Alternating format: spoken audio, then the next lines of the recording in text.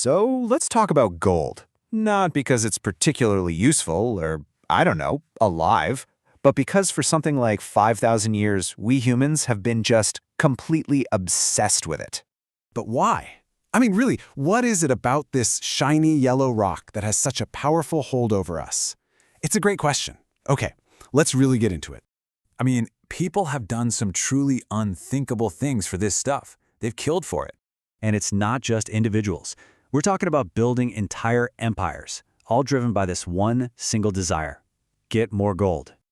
And on the flip side, they've completely wiped out entire civilizations, just erased them from history, all in the pursuit of this one metal. But at the end of the day, when you strip all that away, it's just a shiny rock we dig out of the ground. So what's the deal? How can something so simple have so much control over human history? All right, so to figure this out, our story has to start way, way back. We're talking before money was even a concept. It all begins with a simple discovery that, well, it changed everything. So, imagine you're an early human, right? You find this stuff in rivers, in rocks, and right away you notice it's different. It doesn't rust, it doesn't rot or just disappear. It's kind of eternal. Now, at first this meant nothing.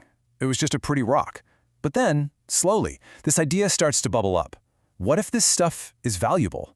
And just that thought, just the act of believing it was, well, that's what changed the course of history. You know who really fell head over heels for gold? The ancient Egyptians. I mean, they were one of the first to become totally obsessed.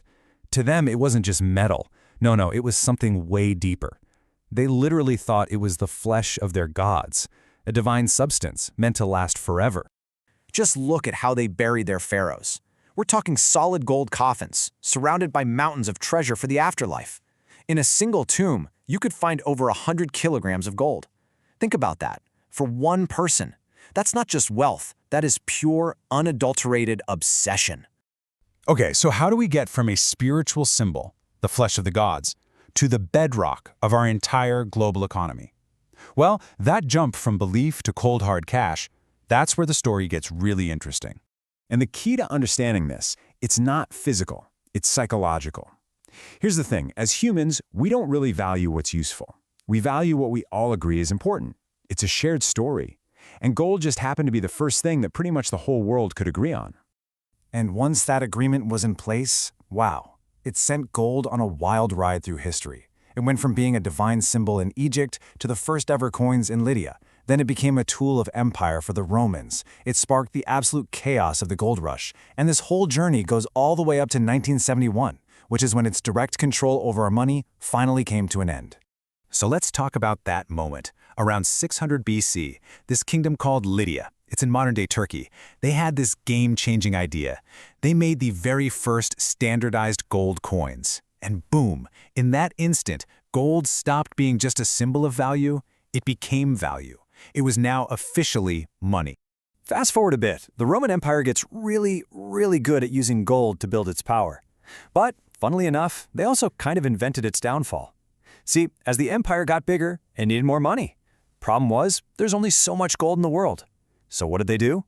They started mixing their gold coins with cheaper metals, basically faking the value. And right there, that's the birth of inflation. And once people stopped trusting the money, well, the foundations of that mighty empire started to crack. But the story doesn't end there. Oh no. Centuries later, that obsession with gold came roaring back with a vengeance. And it led to one of the most insane, chaotic chapters in all of human history. It all kicked off in California, 1848. Some guy finds a shiny rock in a river. Simple as that. But then word gets out, and within months, the entire world just goes nuts. A massive, frantic migration begins. We're talking over 300,000 people just dropped everything. They left their jobs, their families, their whole lives behind, all of it, just to chase this dream of striking it rich. And the craziest part? It was a dream that almost none of them would ever actually find. But here's the beautiful irony of the whole gold rush. You had the miners, right? They're the ones digging in the mud, chasing this fantasy. But the people who got rich, the real winners, they were the merchants, the folks selling the shovels, the supplies, and more than anything else, they were selling hope. And that brings us all the way to the modern world, a world that, believe it or not, is still kinda haunted by this ancient obsession.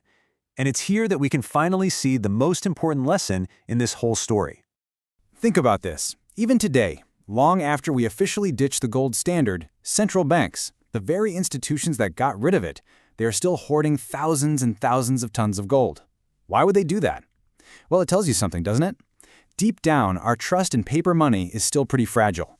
It all really boils down to this huge shift that happened in 1971. Before that year, the value of our money was tied to a real, physical thing, gold. But after 1971, money became tied to something else entirely, trust. Today, its value is based purely on our collective belief that it's worth something.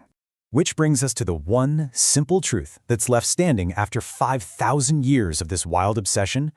The gold itself, it was never actually powerful.